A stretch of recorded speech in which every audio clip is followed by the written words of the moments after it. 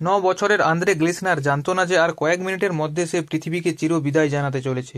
তার সাথে সাথে আরও 4 জন সেখানে স্পটেই মারা যায় এবং 41 জনের অবস্থা আশঙ্কাজনক। জার্মানির ক্রিসমাস মার্কেটের কার অ্যাক্সিডেন্ট ঘটনাটির আঞ্জাম দিয়েছিল তালিব আল আব্দুল মহসিন নামে সৌদি আরবের এক বাসিন্দা।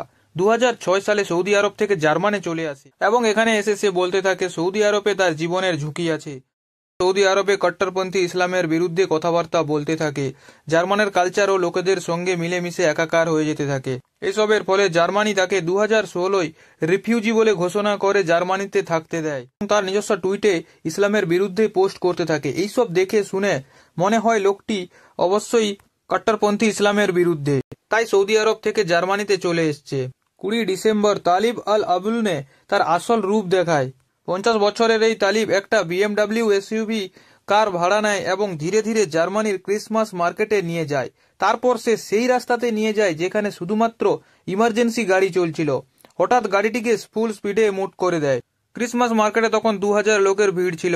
সেই ভিড়ের মধ্যে গাড়ি চালাতে থাকে। প্রায় 5 জন মারা যায় এবং 200 জনেরও বেশি আহত হয় আর 41 জনের অবস্থা খুবই খারাপ। এরপর থেকে শুরু হয়ে যায় জার্মানিতে বিক্ষোভ। জার্মানির লোক রাস্তায় নেমে বিক্ষোভ প্রদর্শন করতে থাকে এইসব মুসলিম রিফিউজিকে দেশ থেকে ঘাড় ধাক্কা দিয়ে বার করে দেওয়ার জন্য। শুধুমাত্র এই একটা ঘটনার জন্য কিন্তু জার্মানির লোক আজ রাস্তায় নামেনি। এর আগে এইরকম একাধিক বহু ঘটনা জার্মানিতে ঘটে গেছে। জার্মানির লোক আজ জেগে উঠেছে, তাই পুরো জার্মানি রাস্তায় নেমেছে। জার্মানিতে এখন এক বিশৃঙ্খলা পরিস্থিতির সৃষ্টি হয়েছে। এর আগে জার্মানিতে এইরকম এক মুসলিম রিফিউজি এমন এক ঘটনা ঘটিয়েছে তাতে জার্মানির কয়েক হাজার লোক দিয়েছে। জার্মান সরকার এই সমস্ত জিহাদিদেরকে রিফিউজি মুসলিম ভেবে নিজের দেশের নাগরিকের মতো সমস্ত সুবিধা দিয়ে দেশে থাকার সুযোগটুকু করে দিয়েছে। আর এই জিহাদিরাই ধীরে ধীরে জার্মানিদের প্রাণ নিচ্ছে। 2015 সালে যখন সিরিয়ায় ISIS এর অত্যাচারে সিরিয়ার লোক নিজেদের জীবন বাঁচানোর জন্য এদিক ওদিক উদ্বাস্তু হয়ে ছুটছিল, তখন কোনো দেশ তাদের শরণ দেওয়ার জন্য রাজি ছিল না। সেই সময় জার্মানের চ্যান্সেলর অ্যাঞ্জেলা মার্কেল বলেছিল, আমাদের দেশের দরজা সিরিয়ার শরণার্থীদের জন্য খোলা আছে। মার্কেল আরও এটাও বলেছিল যে সিরিয়ার 3 লাখ শরণার্থীকে তারা সমস্ত রকমের সুবিধা দিয়ে তাদের দেশে ঠাঁই দিতে পারে। আর এই কথাটির পর মাত্র 2 বছরের মধ্যে 10 লাখ শরণার্থী সিরিয়া, আফগানিস্তান, ইরাক থেকে জার্মানিতে পৌঁছায়। যেসব দেশ এই সমস্ত শরণার্থীদের আশ্রয় দেয়নি তারা বলেছিল যে খুব জলদি এর দুর্ভোগ ভোগ করতে হবে জার্মানিকে।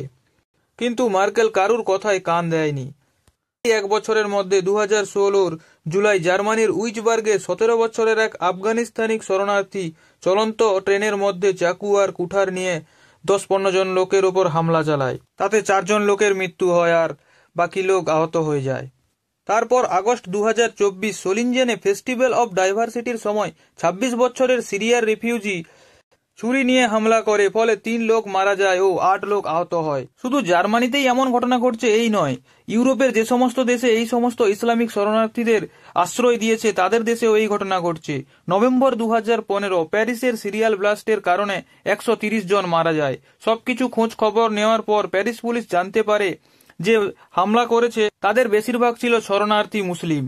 এর ঠিকই 4 মাস পরে মার্চ 2016 ব্রাসেলসে মেট্রো স্টেশনে হামলা। সেই বছর জুলাইতে ফ্রান্সের নিস শহরে এক ট্রাক ড্রাইভার ব্রাসিলডে প্যারেড করতে থাকা লোকেদের ওপর ট্রাক চালিয়ে 86 লোকের জীবন নিয়ে নেয়। 400 লোকের বেশি আহত হয়ে যায়। সবকিছু খোঁজ নেওয়ার পর ইউরোপের ইনভেস্টিগেশন এজেন্সি জানতে পেরেছে যে ইউরোপে এই সমস্ত ঘটনার পেছনে ISI, আল কায়দা, সিরিয়া, ইরাক, আফগানিস্তান থেকে আসা মুসলিম শরণার্থীদের হাত আছে। তাই পুরো ইউরোপ এখন বুঝতে পেরেছে যে তাদের দেশ ও কালচার সংকটের মধ্যে পড়েছে এই সমস্ত মুসলিম শরণার্থীদের জন্য। জার্মানিতে এখন এই সমস্ত রিফিউজি মুসলিমদেরকে দেশ থেকে বার করে দেওয়ার জন্য বিক্ষোভ শুরু হয়েছে। 20 ডিসেম্বরের যে ঘটনাটি ঘটেছে তার সবথেকে বেশি নিন্দা করেছে জার্মানের একটি রাজনৈতিক দল AFD পার্টি। জার্মানিতে এই AFD পার্টি মাত্র 10 বছরের পুরনো। জার্মানিতে এই পার্টির উত্থানের কারণ ছিল জার্মানি কারেন্সি। জার্মান ইউরোপের কারেন্সি ইউরো ব্যবহার করে, তাই ইউরোপের বিরুদ্ধে প্রতিবাদ করে এরা জার্মানি কারেন্সিকে বাজারে নিয়ে আসার জন্য জার্মানির ফ্রন্টে আসে। তারপর 2015 সালে সিরিয়া থেকে আগত সিরিয়ান রিফিউজিদের বিরুদ্ধে তীব্র প্রতিবাদ দেখায় এবং ক্রমশ পপুলার হতে থাকে।